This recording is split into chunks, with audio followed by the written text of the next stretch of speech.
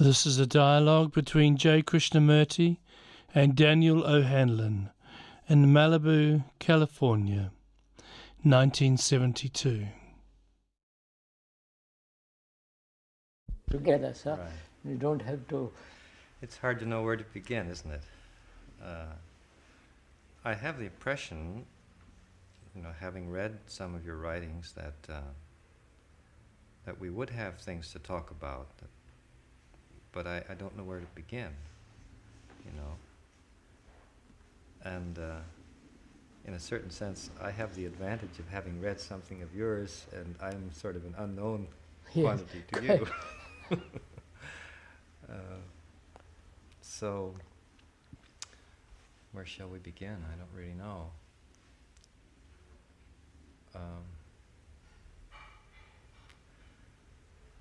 In one way, I feel a little out of place because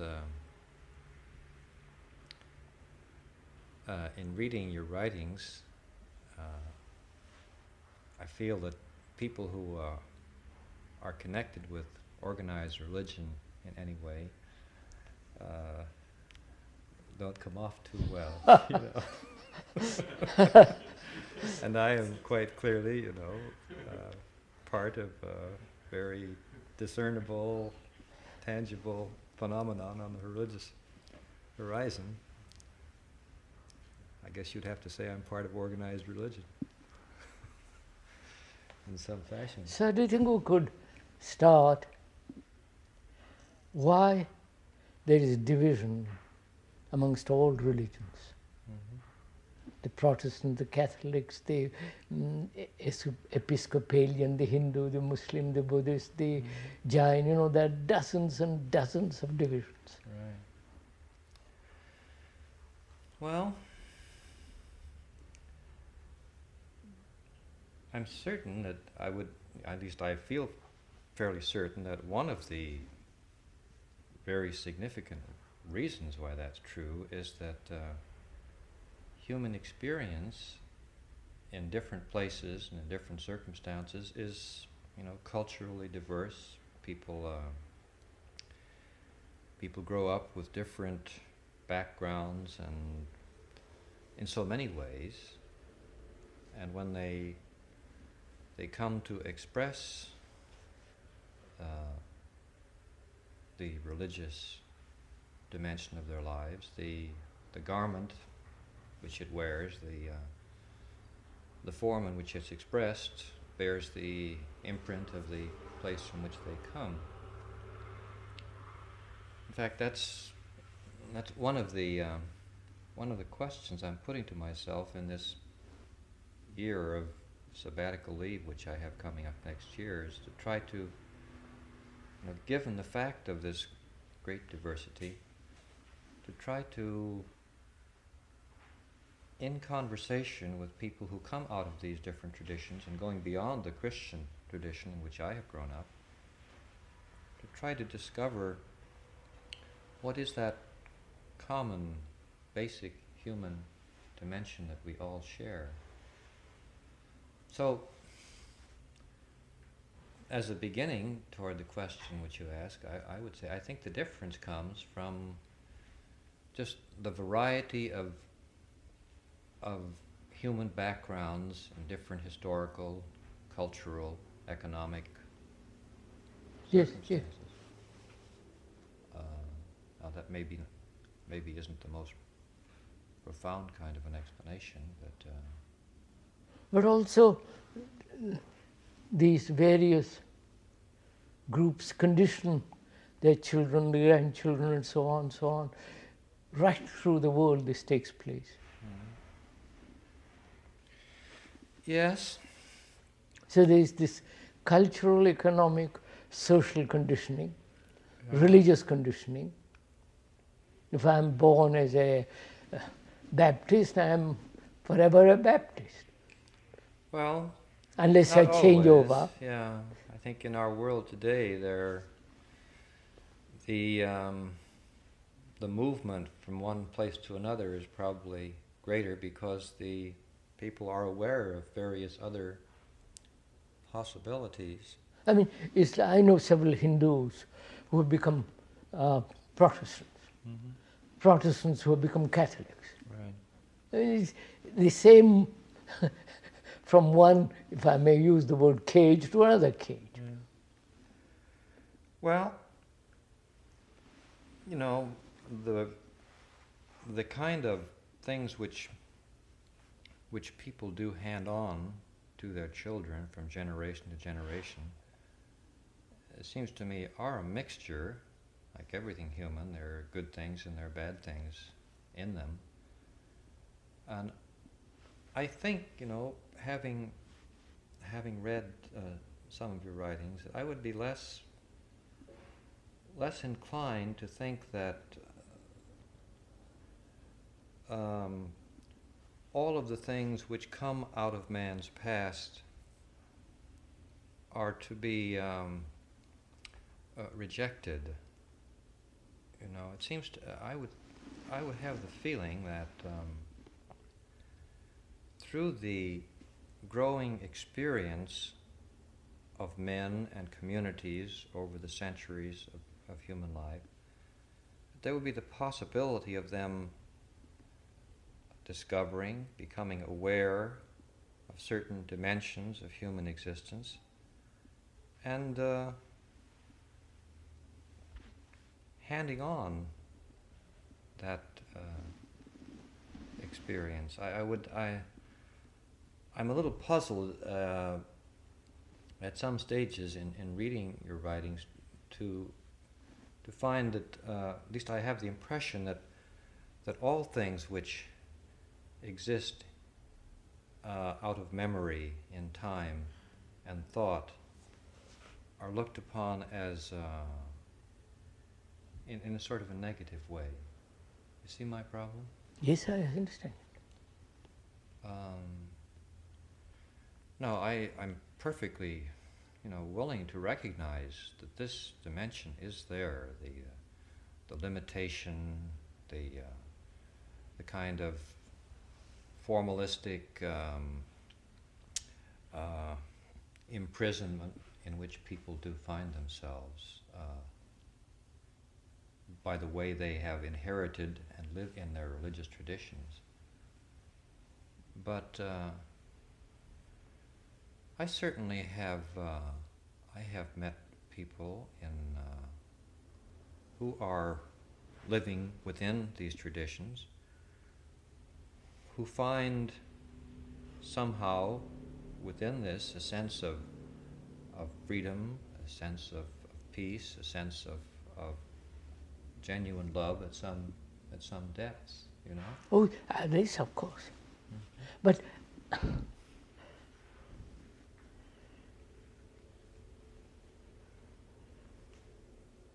do you think, I mean, we're talking, sharing out here, do you think if I, as a Catholic or a Hindu, remain there and find peace and tranquility and all the rest of it, is it due to the conduct of my life, or is it due to certain beliefs and concepts which I have, and I accept them, and they give me tremendous satisfaction, and I call that peace, tranquility? I don't think it comes from concepts, no. I would agree with you there. I think that this deeper dimension of experience, or of experiencing, as I think you refer to it, is the important thing. But the experiencing, or that quality of mind that perceives, it doesn't belong to any group.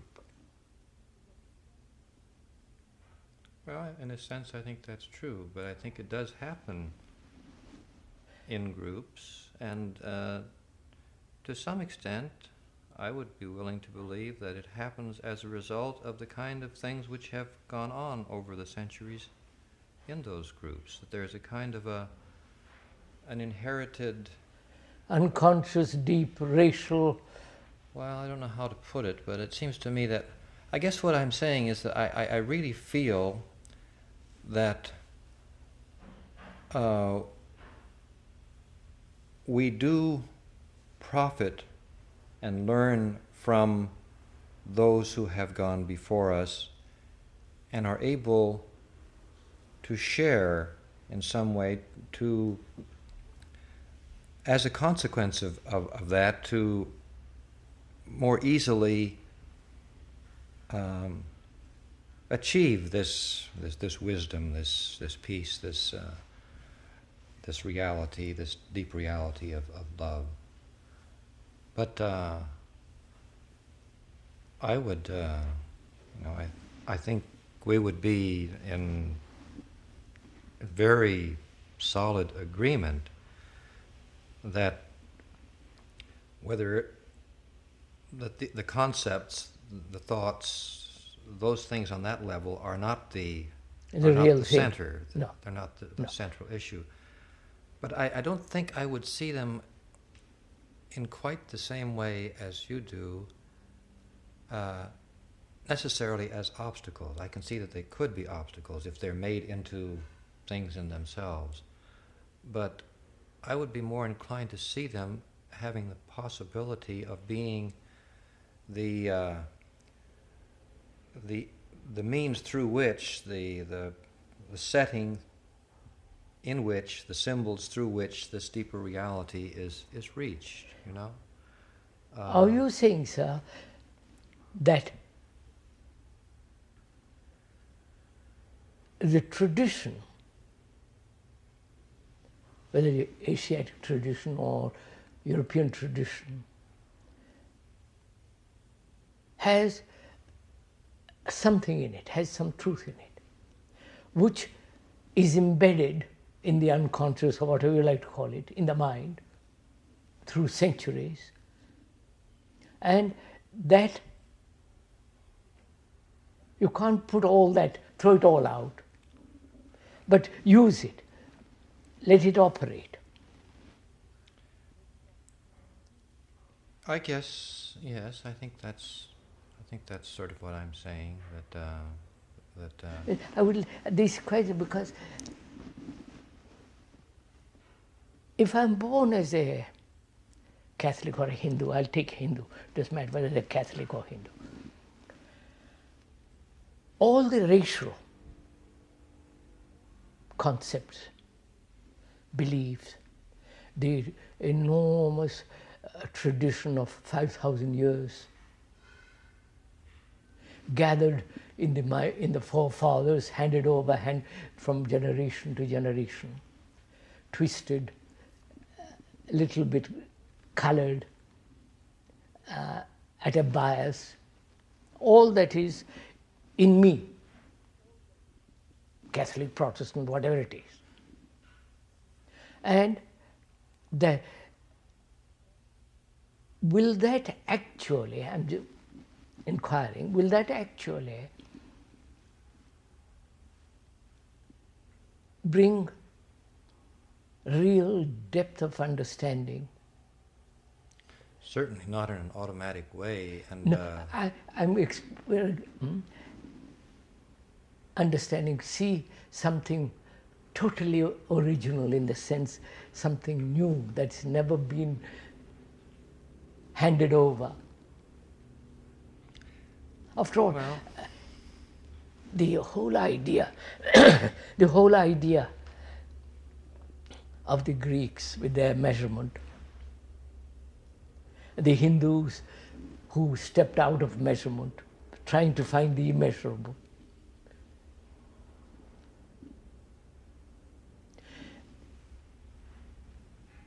And measuring it by thought, calling it immeasurable.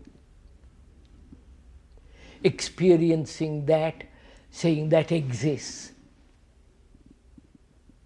All that's handed over to a born Hindu. Surely, in all this, there must be an opening if I can, a door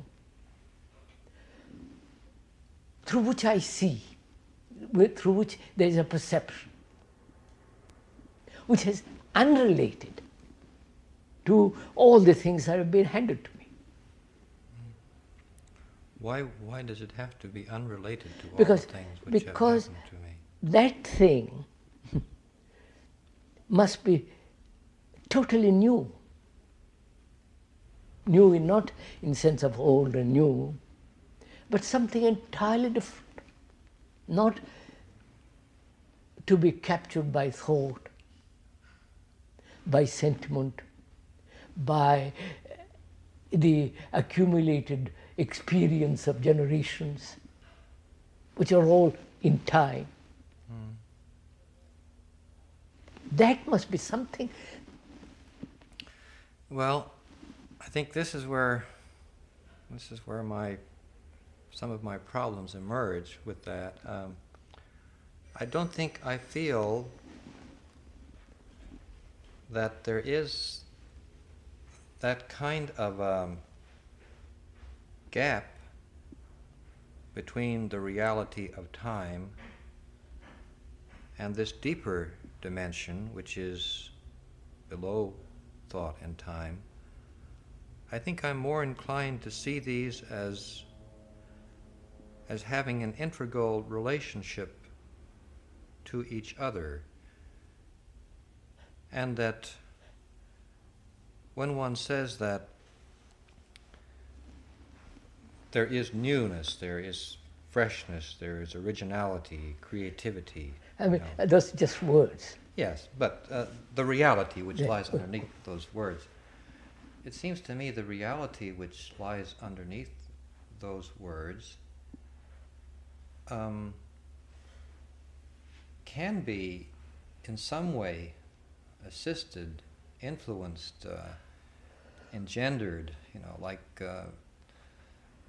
Socrates as the midwife, in such a way that they I help. understand this. Like our conversation now. I understand this very well, because this is what the whole traditionalists and non-traditionalists maintain, that the past helps, to put it brutally. The past has some value in coming upon that thing.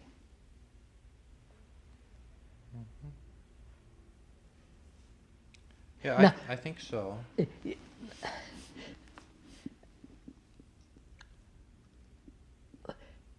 So if I am egocentric, not only outwardly but inwardly, concerned with myself and my progress, my experience, my possession, domination, all that, self-centered, we'll use that word, which is also part of this whole tradition, movement of this tradition. That self-centered may be attached to an idea, to a nation, to a deity, to a concept, to a ritual, to a something, which is all the past. My self-centeredness is the cultural residue, religious aspirations that I must become God or perfect or reach heaven, nirvana, whatever it is. All that is enclosed, if I can use that word, in my self-centered outlook, in my self-centered ambitious drive, aggression, all that. That's part of the past. Yes, I feel that, at least in the Christian tradition in which I have grown up, that I have been constantly encouraged to somehow escape From the self. that kind of self-centeredness. In India too, they maintain that. No, I don't maintain that I have achieved, the full Freedom from reality of genuine love in which I go out of myself, but at least this is proposed to me as what should happen. And I really think, I've been thinking this over, looking over reading your writings and trying to understand. I think there is something very similar in what you are saying and what the kind of things I read in people like John of the Cross and the various mystic writers, even in the New Testament where it speaks of the seed falling into the ground and dying. And even perhaps in the central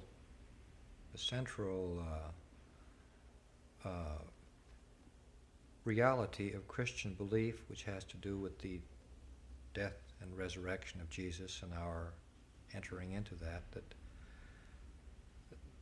this may not be that different from what you speak of, a dying to all of these things and an entering into the void in some sense. If we are genuinely loving, then we are not, as my students say, on an ego trip. We are truly, I don't claim that I have achieved that. In fact, I'm afraid I haven't. But that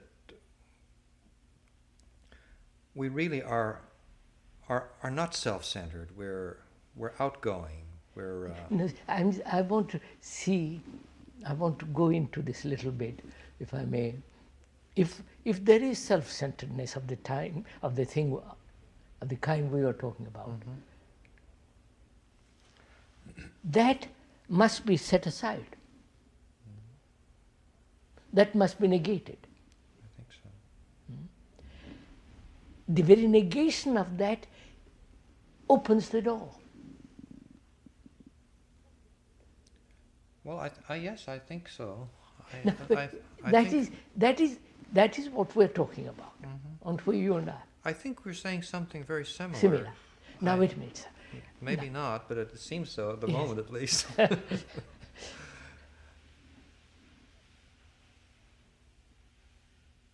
You see, the whole Asiatic outlook, as I understand it, may be mistaken, is that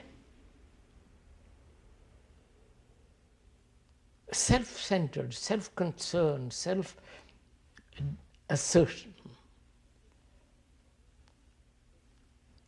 exists round a soul, an Atman, a God, a truth. And through various incarnations, it may be a day, or it may be many lives, you peel off the self. Till that center is reached, which is the assumption that there is a center. You've clothed with various kinds of idiotic things, superstitions, half-truths for hypocrisy, jealousy, envy, but peel it off. And gradually you reach whatever is to be reached. I think that's more or less the various religious concepts. Well, say a little more about that. I'm not quite sure That maintains a continuity of self-centeredness. I'll reach God if I do the right thing, sit on his right hand, all the rest of it. This personalized, personal experience becomes very important. And that personal experience is part of this self-centeredness. And that keeps me going, gives me vitality, gives me, I become more and more mischievous in a different way and more righteous in another way. A contradiction grows in me.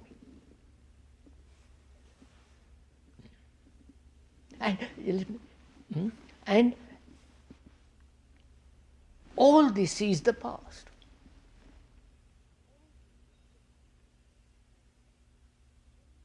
And unless there is a definite negation of this, not verbally or conceptually, but actually negation of all this.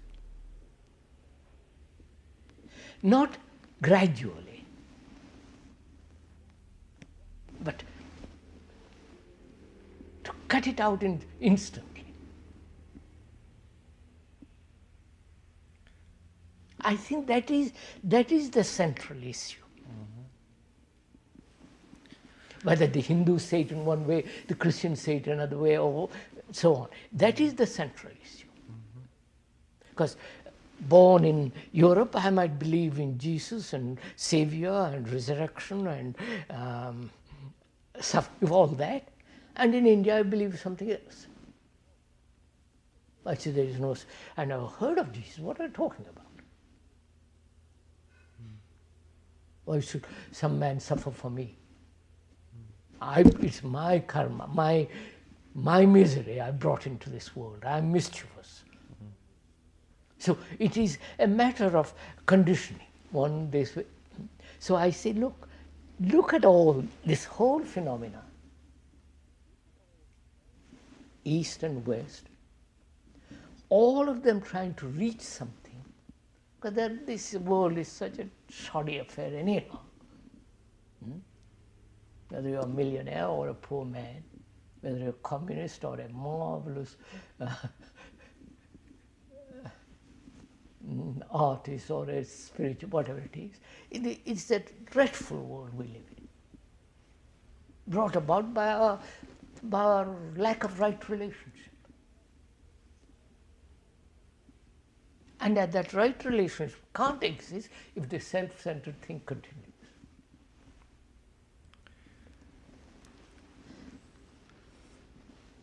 Well, I think, I don't say that this is the only thing which Christians say. No, they say much more, of course. Yes, but I think this may be the central thing which they mean to say, as I understand the message of the gospel, that it is only in dying, of course, sir, that we enter into dying life. To that. Yes. But So may I put it this way differently? yes. I don't read books of any kind. The Upanishads, Gita, all that. I don't read. Somehow I've never read it. Philosophies and all that. Suppose you and I never read a thing. You and I don't belong to anything, or committed to any group, any religion. And we say, now, there must be something more than this ordinary world. The communists say, yes, there is only a super state, but I'm not talking of that. There must be something more than this awful living. Battle, inside, outside, this chaos that's going on. So I say, no, I'm going to find out. I really want to find out. Therefore, I must have a mind that's not capable of illusion at all. You follow, sir? That to me is the essence of inquiry.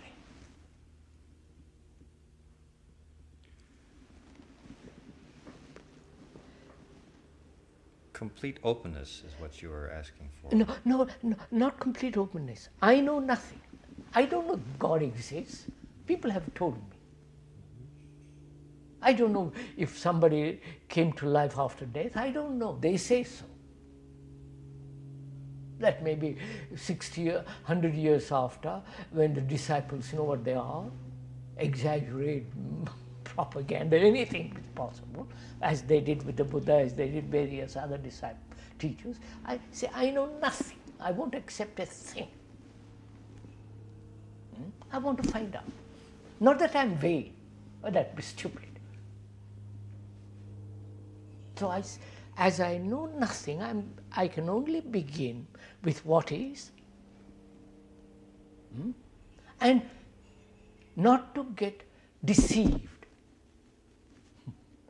not be caught in an illusion, whether that illusion is self-created or projected. Then I can begin to find out. I'm afraid that I don't have the same confidence in the possibility of man beginning in that kind of totally unoriginated way. It seems to me that our experience of children growing up is that the child who does not grow up within the setting of other human beings never even becomes human. I think that children need security. Yes. Children need protection. And we do really, I think, whether we like it or not, and I think there are good elements to it, I think that from living with our parents and other people, even if we don't read books, because books are simply a more sophisticated way of living with other people, that we do... through observation. Yes, but, well, even the language we use, we're speaking the English language, and that carries with it a certain... Of course, an image with certain style, certain nuances and references and all the rest of it. But, how do we meet then? How a man says, I want to find out. Mm-hmm. I don't say there is or there is not. Mm-hmm. I want to find out. Mm-hmm. And to find out, I must have a mind that is really clear. Mm-hmm. Not that cannot be deceived. Because it's very easy to deceive myself. Yes, as a matter of fact, I don't think any of us are completely free of being deceived. Our understanding is always, limited and fragmentary. So I say to myself, I'll begin with myself. I know nothing about God, anything. I'll begin with myself. I'll find out how to inquire so that the self doesn't enter into the field at all. No jealousy, no possessive, all the rigmarole the self is caught in. I go into it, I face it. It's easier to say than to do, isn't it? Ah, sir. Otherwise, what's the point of all this? Yeah. What's the point of my believing there is a Brahman or there is God? Well, it has no meaning. My life is there, and I have to do something with it. I can't just say, well, I live casually or very seriously. It is my life. It is the thing I have got. That's right. And I have to either to radically revolutionize myself, and it is possible. And I say, I'll take exactly what is. I won't imagine.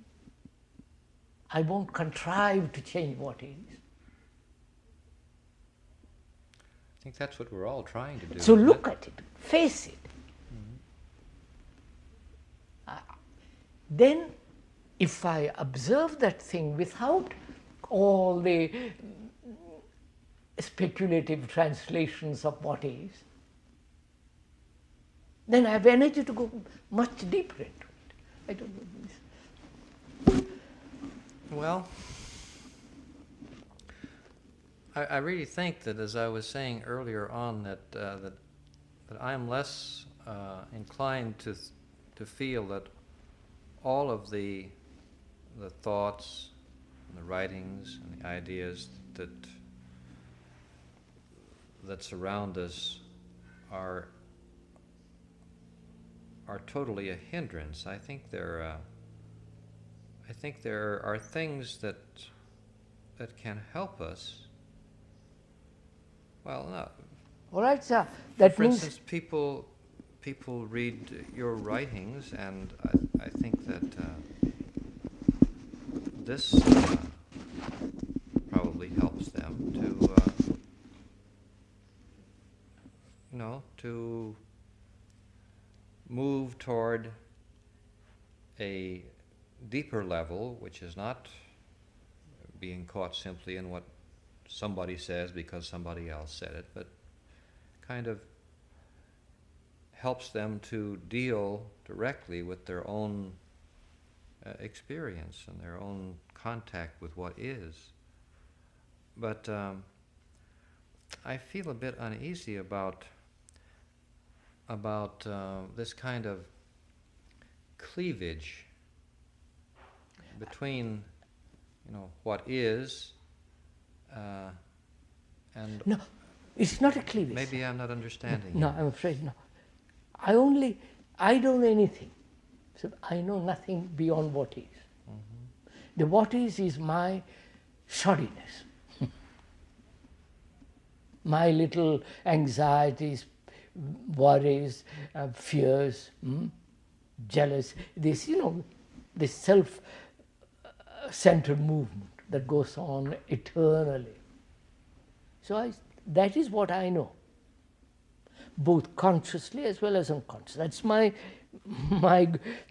basket of goods, and I want to understand that and see what happens from that. Yeah, I think that's fine. All I'm saying is that I don't see the kind of things which other people, the kind of efforts which other people have made, presumably to do something similar, Are valueless. are valueless. I don't say that. Oh, well. I know nothing about them. They have told me, if I was born as a Brahmin, they said, do this and do that. I said, all right, but that's all hearsay. That's what you believe, what you don't believe, what somebody else says, that's all rubbish. The communist says, for goodness sake, well, there is no such thing as God, there is no such thing as the priest. It's all borrow from mentality and brush it all out. So I said, all right. I said, let's begin with something very common, which is what I am. I won't introduce into what I am all kinds of speculative ideas, just what I am. The knowing of myself is the beginning of wisdom. I don't deny that. But so therefore, from that question arises, is it possible to do this? Is it possible to empty all this? Empty the mind of all this trivialities and pettiness, and you follow the whole works. I think it's very difficult.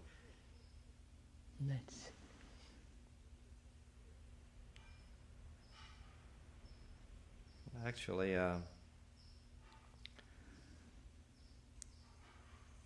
there is a way in which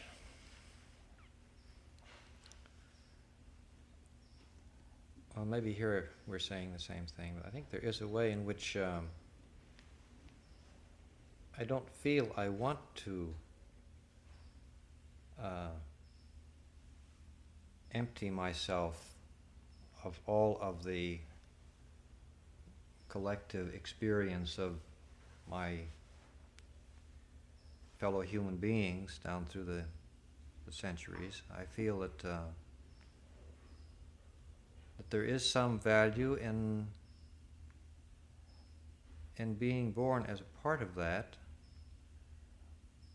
and that my life here on earth is not simply a matter of this deepest dimension. It is centrally that. But that deepest dimension should give a quality to all of the rest of course, that's understood. of what happens. But the deepest thing cannot flower, if you can put it, has no beauty if the thing is surrounded by shoddy little me. Fine. So from that question comes, can the mind empty itself of the pettiness? We call that pettiness, including all the things that man has put together. Whether he calls it noble or all that pettiness, invented by thought. Yeah. Well, I guess I don't really think that everything invented by thought is petty. I think that's where my problem is. There are many things which thought has invented which are petty and trivial, but So I don't think that let's look at it. What thought has created, the marvelous technology, going to the moon, going over the rest of it, it is the result of thought. Marvelous. One of the results of thought. One of the results. Thought also has divided the countries. My country, your country, my God, your God, my security. It seeks security. In that process, it has created various pockets, divided. After all, Pakistani fighting India. What the heck? What is killing? Yes. America killing those people and those people killing Americans. Do you think that thought is the reason for that? Partly. Which is, all the rest of it.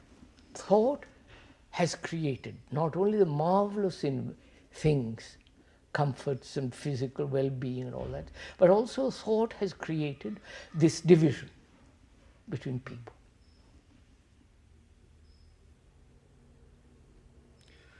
Well, and also thought says, I must find unity.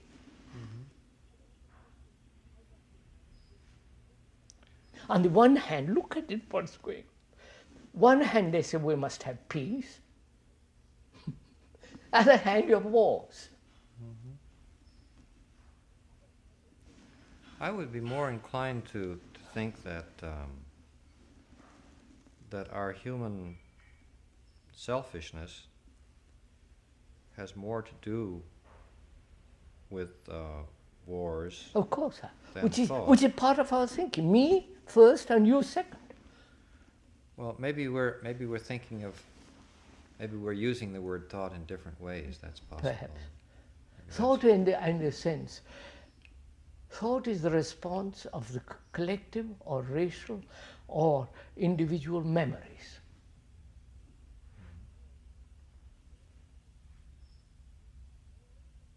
I am born in India, all the tradition, all that stuff, and I call myself a Brahmin, if I do, and I have certain vanity, pride, all the business that goes with selected people, like the Jews, all that business. So, thought is the response of memory. Otherwise, if I have no memory, there's no thinking. Thought, memory as knowledge, experience. Isn't it possible in my thought to remember something good? Oh yes, which is still thought. That's what I mean. It is thought, which creates what is good or its opposite. Well, certainly,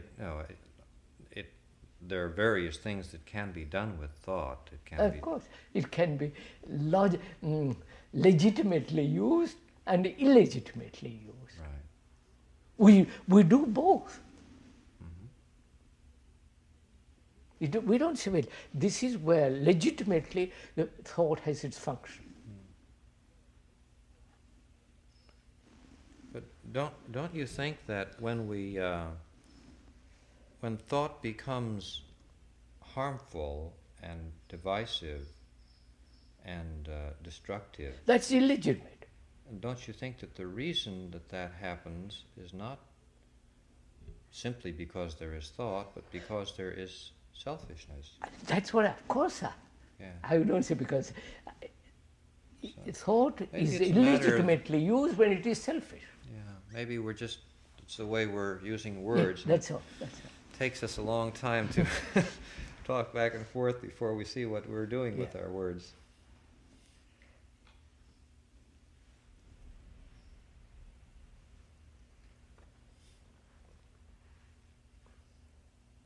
So, sir, can the mind be free of the self? I would come back to that. The free of the self being both good and bad, the opposites. The self which says, I must behave beautifully, conduct is necessary, etc. And thought also invents the gun, which I'm going to kill somebody, with which. So that goes on in me, this contradiction all the time.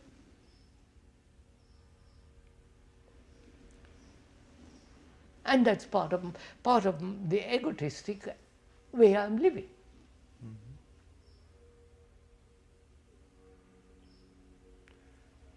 Now I say to myself, now can this thing be legitimately used in one direction and not at all in another direction?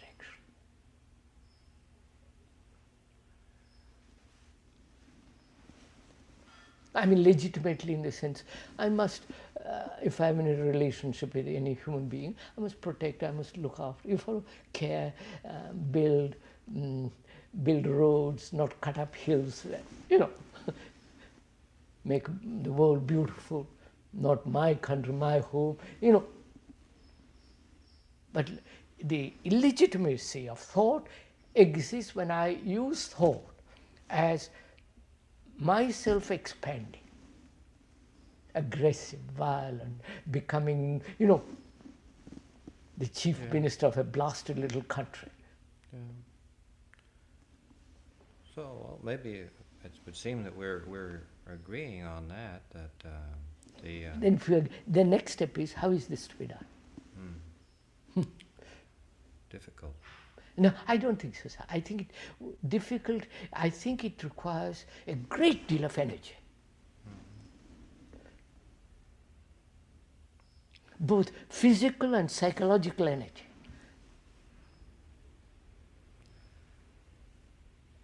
Well, maybe certainly my experience is, it's limited and. No, sir, we're not talking imperfect. limited experience. Well, I have to speak out of what happens to me in order to try to understand what we're saying. And for me, to really become an unselfish, loving person is something which is a constant effort. You see, effort is distortion. To function without friction. That is the real question. Here I am, a bundle of idiocy. Now, how is it to be shod or set aside without the least effort? Which means effort means friction. Effort means will. Yeah, this is actually, since you mentioned you haven't read these various traditional writings, that this is a very classic notion in the Christian tradition that if one does achieve the reality of love in any deep and profound way, one receives it as a grace. One does not lay hold of it and seize it and grasp it. but in some mysterious way, one must use this energy which you speak of in a somewhat passive and negative way, and the grace, this is given to me. It's not something which I can summon up by my own efforts. No, but I need energy, right? Well, that's where it gets difficult. No, but I need energy. Because I'm dissipating this energy logically and illogically. And if the mind can use it logically and not illogically, illegitimately, then there is there is an abundance of it. This contradiction is wastage of energy.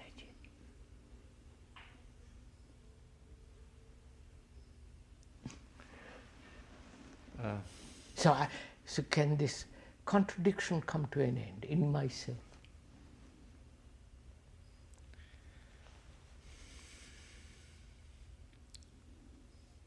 I see it can come to an end if I watch, if there is an awareness of what's going on.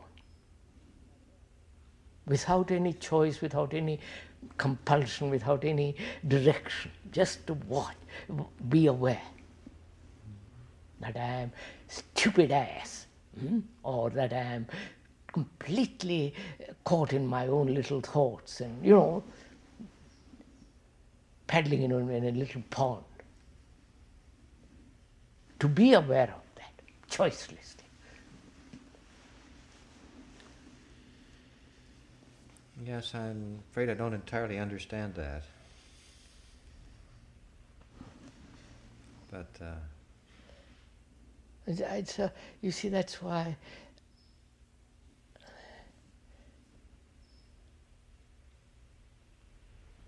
I think I see something of it, from the remarks I've made. I think that yes, there is a communication, obviously. To some extent, but I have the feeling for myself that for you, the ability to kind of achieve this in a flash, in a total way, is something which does not seem possible to me. No, I think it is possible. So I think it may be a verbal blockage. And it seems so frightfully simple to you.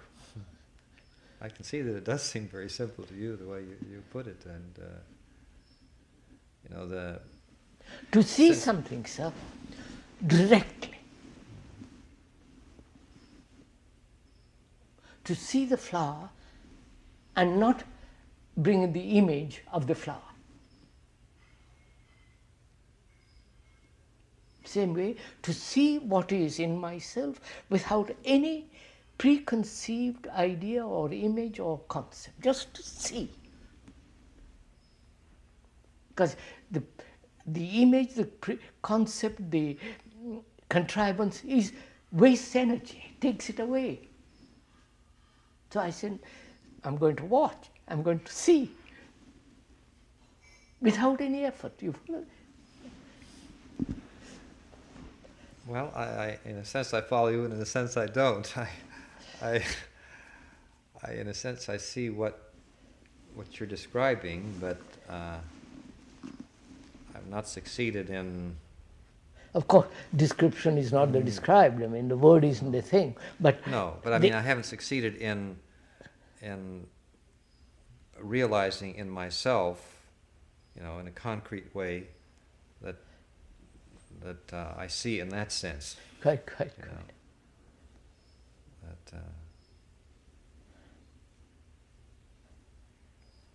You see, to step out of all this with one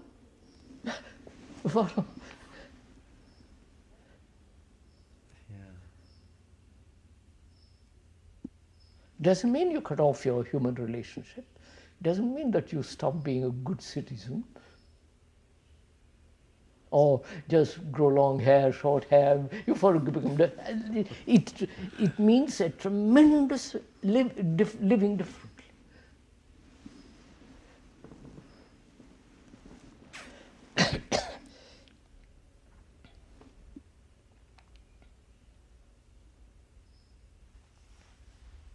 Well, And then you see, sir,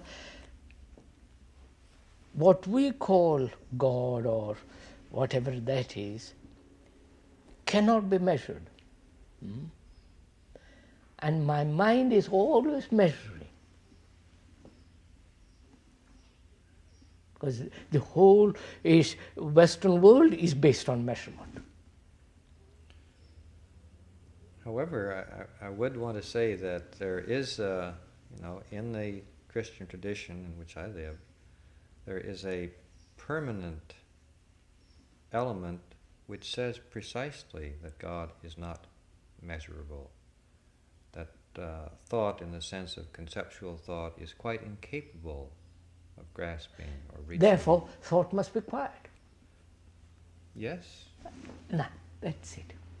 Fine. And then this is, I don't find this a foreign notion. I find, if I read Teresa of Avila, if I read John of the Cross, or I find them saying, Saint Teresa talks about the mind being a little monkey chasing around in the middle of her head, distracting her from. There's a famous book by a Tibetan.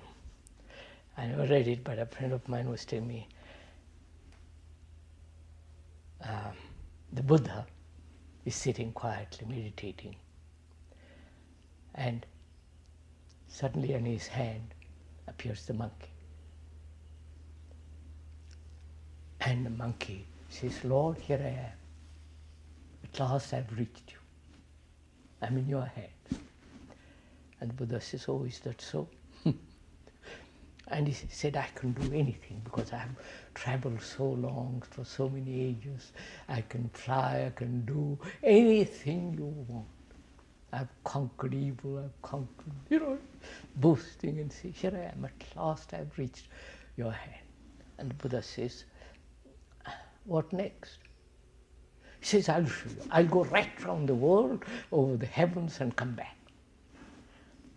Buddha looks at it. He said, but you just made a little mess in my hand. Yeah, this sounds like these Zen Buddhist That's it. koans, doesn't it? Yeah.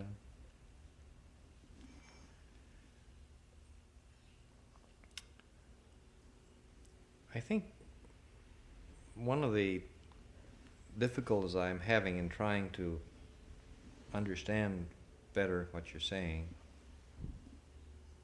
and trying to see to what extent it agrees with, what I am and the way I live and the kind of things that my, whatever you want to call it, my inner life.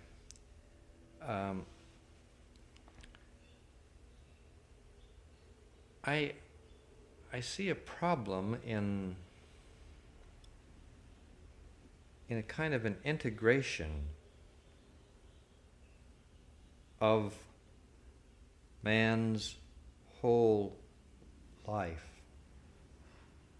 his history, his body, his mind, his emotions.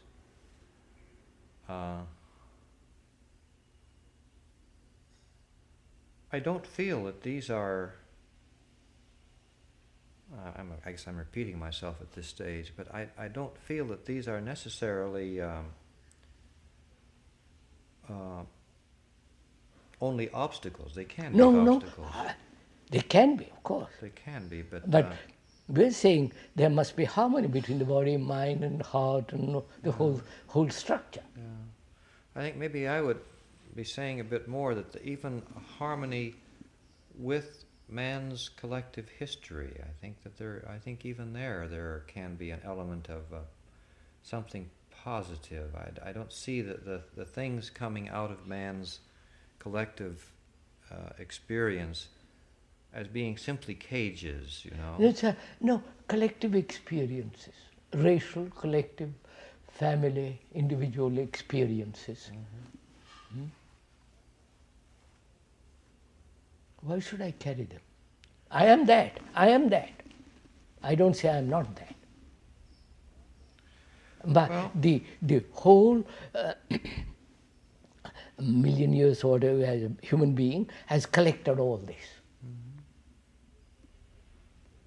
Falseness, truth, every kind of collection it has. It's like a museum. And I say it's excellent. I'll take something out of it and then drop the rest. The rest has no value. But that taking out selection is not going to give me the door which opens. The door, the key to the door. isn't it conceivable that there have been people in this tradition who have found the key to the door? You know, Or is it, sir, or is it knowing the tradition, they stepped out of it? Well, no, if by definition one Tradore. has to step out of the tradition in order to do this, then no, I couldn't. I would have to agree with what you're saying. Maybe again here, words are an obstacle to what we're trying to do. I mean, take what happens, sir. I mean, take a very orthodox family, whether in Europe or in Asia, in the religious sense orthodox. In the old days, my fathers and all the rest of it, they said, don't kill, don't kill, don't kill. Be kind. You have advanced, in the sense of Brahman, higher than the others. So pay attention, look, be kind, be generous, and all that stuff. That's racial inheritance. One is that. But that doesn't, you can be desperately good, in the beautiful sense of that word. But that doesn't. Yeah. But isn't it also possible for one to inherit the message, the encouragement? I don't want to be I want to find out. All right. I don't want to be encouraged by my fathers. Suppose they encourage you to find out. And no, on the contrary, they don't. They say, look, follow tradition, be Brahman, be you I follow. think we're understanding tradition perhaps in different ways. I think Again. if tradition is simply a rigid pattern that says, No, take this. The word itself means to give over, carry over. That's what the word means. That's right. Carry over. To hand on. Hand on. Well, I'm full of hand carrying on. But aren't you at the moment trying to hand on something to me? No, sir. Forgive me. I'm not. Because that would be. What are you doing? I mean, we are trying to inquire into this.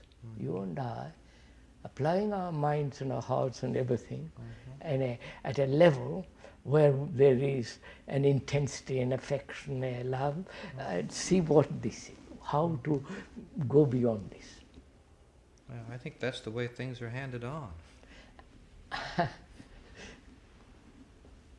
Maybe this, maybe the word handed on has pejorative overtones that make it an unsuitable phrase to use. I mean, I've seen in India, in Benares and other places, the weavers, they, out of tradition, they do things, most marvelous things. As though it was something original. And really extraordinarily beautiful. But it's all carried over. Unconsciously, it happens with them. You see them doing it. Yeah. Yeah, well, if tradition is simply that, N- I would agree that it's a Of very course, that's death. it's a deathly thing. I Yes, agree. We all, I think, most but of us agree. But but maybe I don't understand tradition just in that sense. Maybe that's the difference here. I really do feel that. so take, for instance, tradition of a myth. Mm. Myth is a form of tradition which holds people together.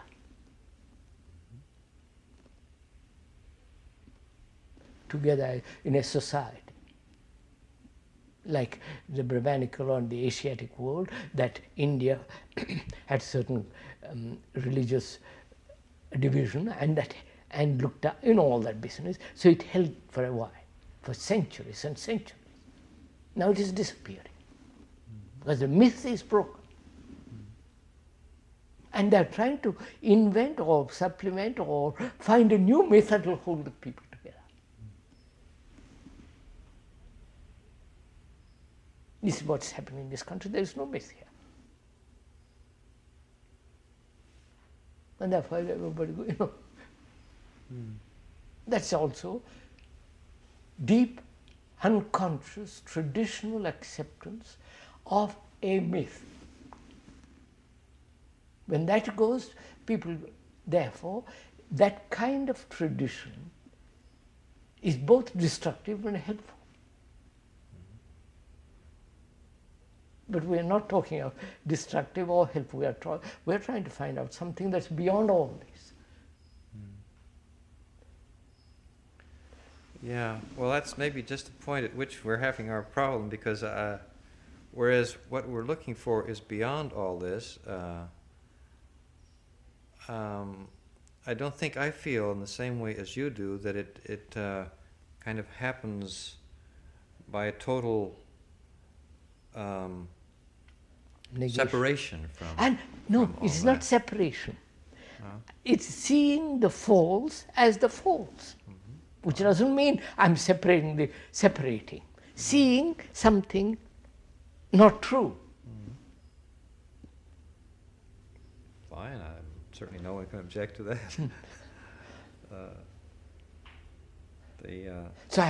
So you see, that's one's difficulty.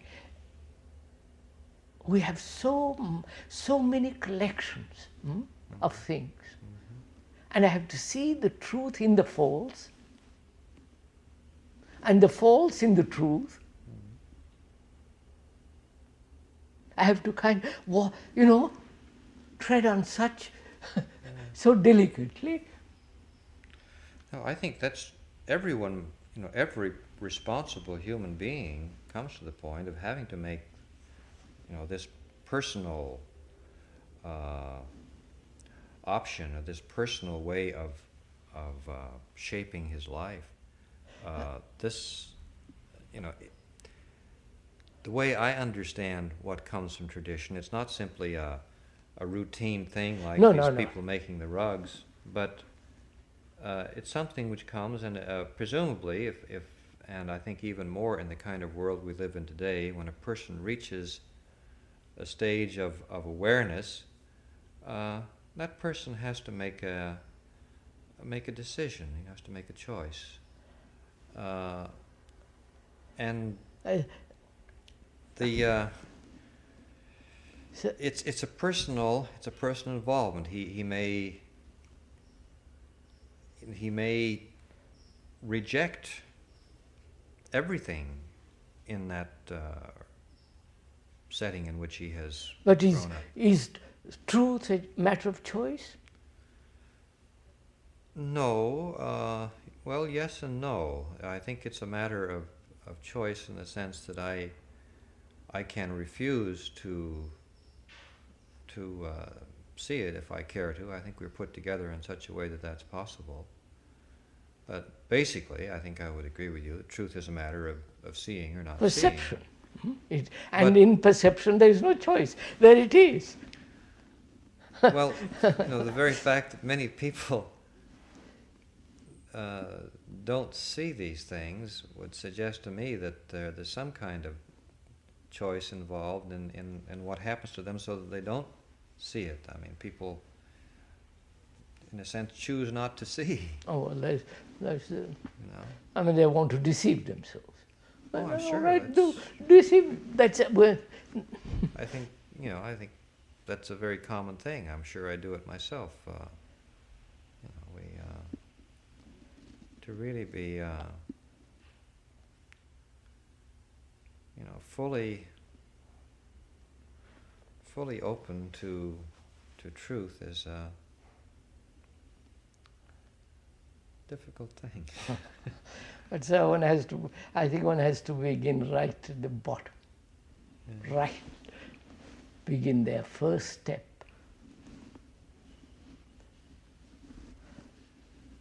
Negate all the thing man has put together about virtue, goodness, truth, love, God, and begin. And say, look, I'm going to. There must be true perception. I must see things clearly. Not out of vanity or anything stupid stuff like that. But otherwise, if I don't see clearly the way I live, the way I believe, why I believe, see that clearly, there is no honesty in me. And if there is no honesty, how can I see the other?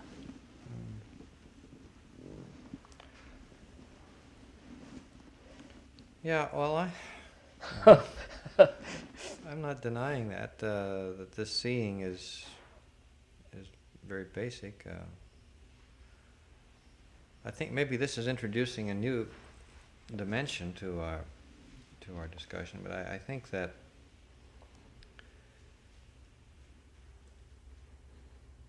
we are maybe just restating what I said a moment ago. That if we really do see ourselves as we are, we will see that we are the kind of creatures, kind of beings, for whom the matter is not decided simply by seeing.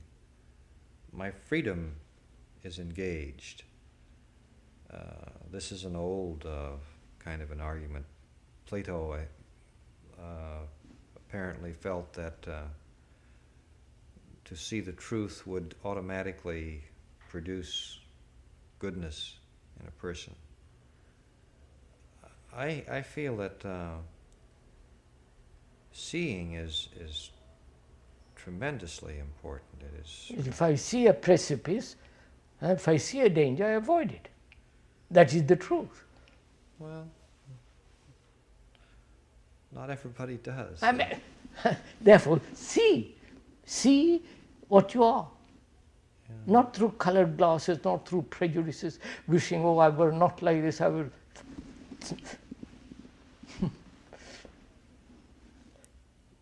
Then you feel that, where does freedom come in? That's my freedom. problem. That is freedom.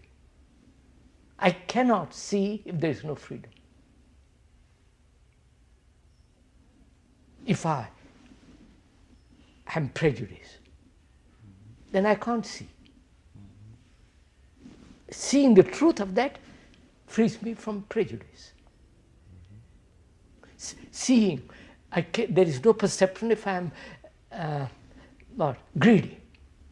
Greedy not only outwardly but inwardly, reaching God, you follow this ambitious drive of comparison, all that. If I see that, to see that, there must be freedom.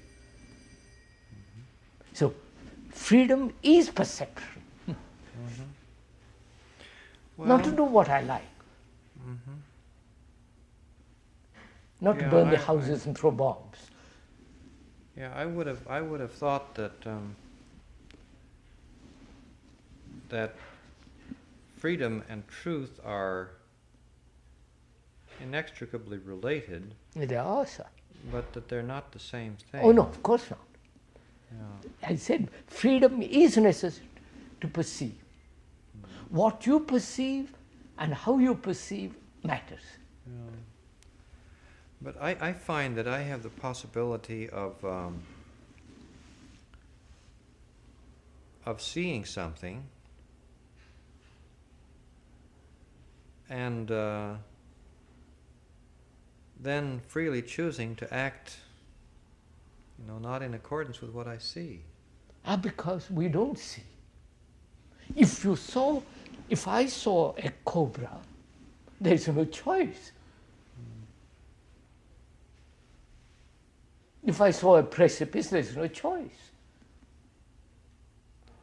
I don't say to a bomb that's going to burst, well, I'll choose.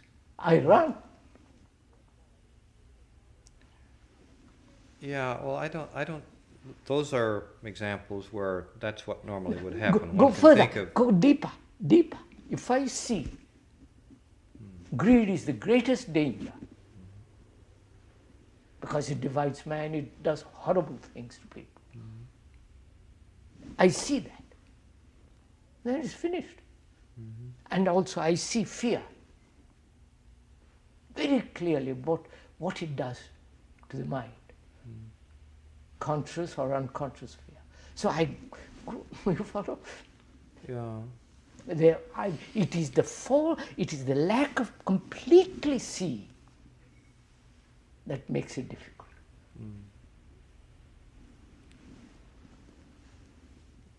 Yeah, I'm still a little puzzled about the role of freedom in here. I can see that a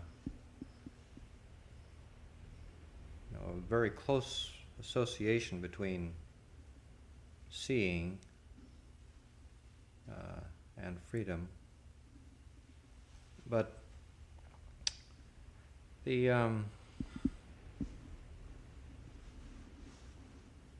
well, maybe the way it works is I am free to choose not to see. Oh, Maybe that's not. where I mean, if I refuse to see the danger, well, I refuse to see it. Yeah. So I refuse to the danger of killing people. Pakistan, India, Vietnam, or whatever. I refuse to see the awfulness of it. That's where freedom is exercised badly. No, it's my stupidity I refuse to see.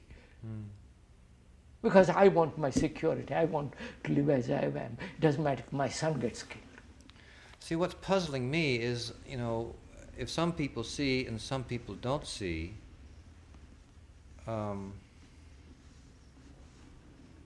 how does that happen? Partly because our education, partly our society, our culture. We listen to Nixon XYZ and says, oh, this is most important. And I love to be told. And also I love to follow somebody because I can't think clearly. A dozen reasons. Yeah. So I still am puzzled about the freedom bit because it would. I think freedom is of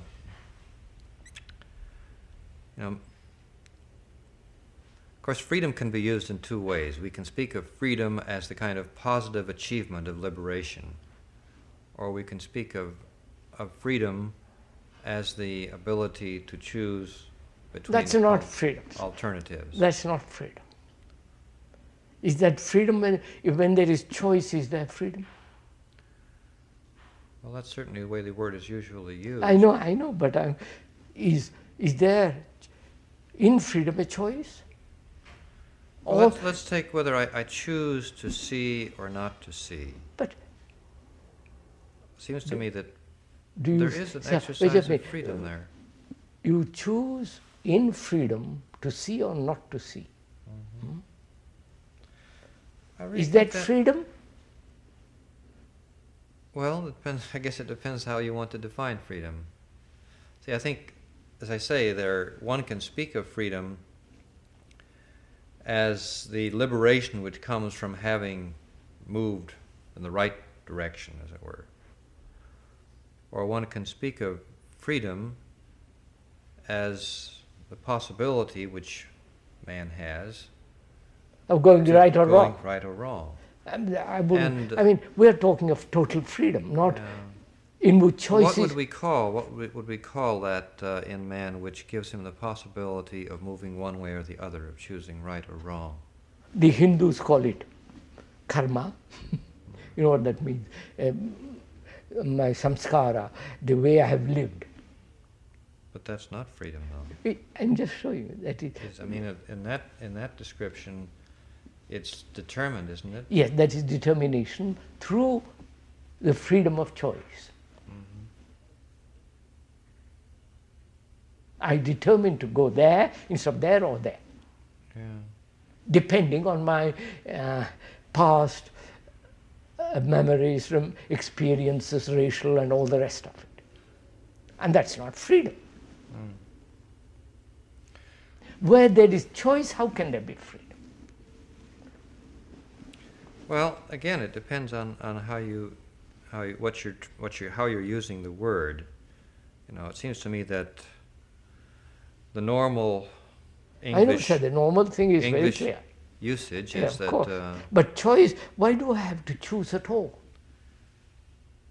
Well, that's because I'm uncertain, I'm unclear. Why do I have to choose between Mr. Nixon and Mr. X? Why? Both are wrong, both create division in the world. Why should I choose between them?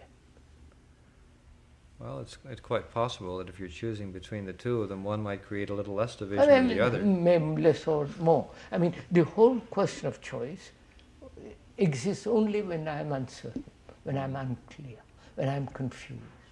Yeah. If I know the road from here to Santa Barbara, there is no choice. I know exactly what road to take and go. It's only when I'm uncertain, I begin to ask, I begin to question, you follow? So, uncertainty, unclarity makes me choose. And that's not freedom. Yeah. What word would you use to when you're speaking of man moving toward this negation of thought and time and memory? I would say liberate negatively from the self.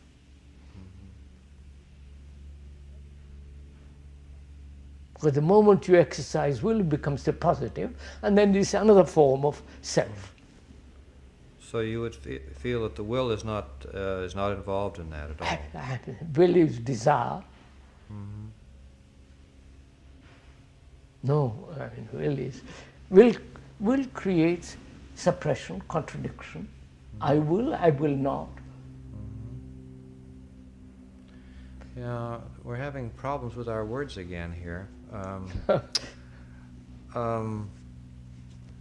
Let's take the word love. The way I have always understood love was that it's a particular way man wills. He gives himself. I can't give myself if I will to will. Good Lord, that's an act of volition based on my pleasure. Well, maybe that's the way. No, I'm saying, I mean, will. So to use exercise will, which means what? Conquering. Yeah, well, that's not the way I would use the word, I guess. I'm exploring that word, conquering, suppressing, controlling, changing from this to that. Giving a direction to a certain direction to my life. And all control and all that is form of will. Which is not necessary when I see danger. I see danger only when there is freedom. Yeah. The real practical case out of which all of these, I think all of these questions are arising is an attempt to understand this description that you have been giving of seeing, you know. And I'm puzzled as to why, that would happen in some cases and not happen in others. If if it is all predetermined, then of course, and then No. you're lost. maybe the words that you're using to express what I would express by will are the use of energy. Yes, that's right, sir. Perhaps. Energy. Let's use that word, energy. I need energy to perceive. I cannot have total energy if I'm dissipating in various directions. And I need complete energy to observe. I do this when there is danger, physical danger. All my body, adrenal glands, everything operates, and I have energy to run or do something about it. Psychologically, we are not aware of this danger, inward danger of things. And we just trot along, you know.